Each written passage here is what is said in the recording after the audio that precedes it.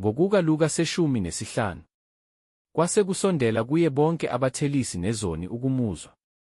AbaFarisi nababhali base bakhonona bethi, lo muntu wamukela izoni, adle nazo. Wayesebalandisa lo mfanekiso, ethi, ngumuphi umuntu kini onezimvu eziyikhulu, alahlekelwe ngenye kuzo, angazishiyi ezingama95 aye kwelahlekileyo, aze ayithole na. Athi eseyitholile, ayetshathe ethokoza.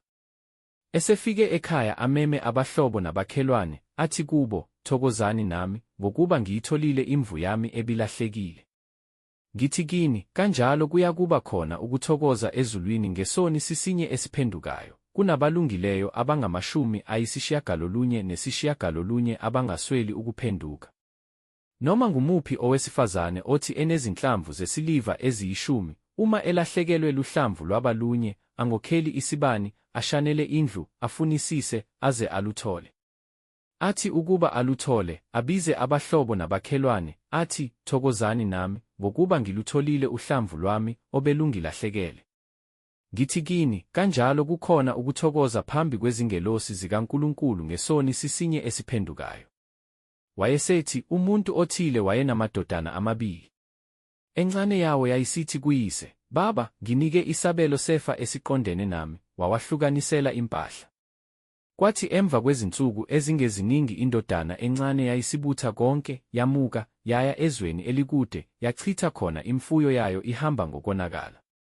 Isisaphaze konke, kwavela indlala enkulu kulelo zwe, yaqala ukuswela. Yayisiya kukhonza komunye umuntu walelo zwe, yena wayithuma emadlelweni akhe ukuba yaluse izingulube. Yafisa ukuzisuthisa ngemidumba edliwa yizingulube, kepha kayiphiwanga muntu. Kuthe sekusile kuyo, yathi, bangaki abaqashwa bakababa abanokudla okuningi, kanti mina ngifa indlala lapha. Ngiyakusuka, ngiye kubaba, ngithi, Baba, ngonile kulo izulu naphambi kwakho, angisafanele ukuthiwa indodana yakho, ngenze ngibe njengomunye wabaqashwa bakho. Yayisisuka, yafika kuyise, kepha kuthe isekude, uyise wayibona, waba nesihe, wagijima, wayisingatha entanyeni, wayanga. Indodana yayisithi kuye, Baba, ngonile kulo izulu naphambi kwakho, angisafanele ukuthiwa indodana yakho.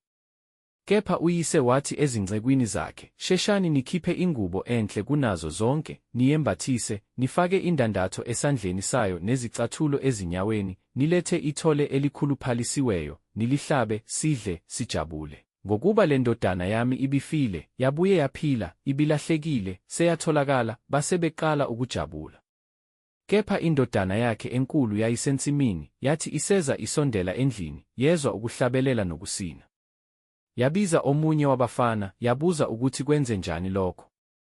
Wathi kuyo, kufike umfowenu, uyihlo wahlaba ithole elikhuluphalisiweyo, ngokuba ubuye wamthola ephilile.